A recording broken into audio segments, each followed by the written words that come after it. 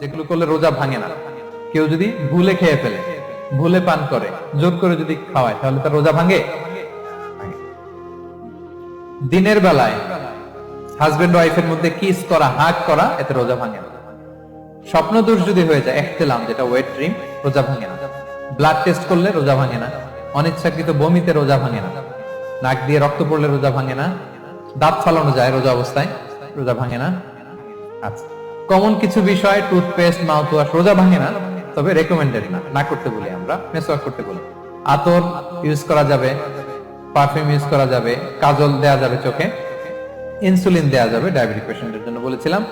আর বড় অ্যারেঞ্জমেন্ট হলে যদি জরুরি প্রয়োজন হয়, শেফ এটা লবণটা ট্রাই করতে পারবে, রোজা ভাঙবে না। যেগুলো করলে রোজা ভাঙে না।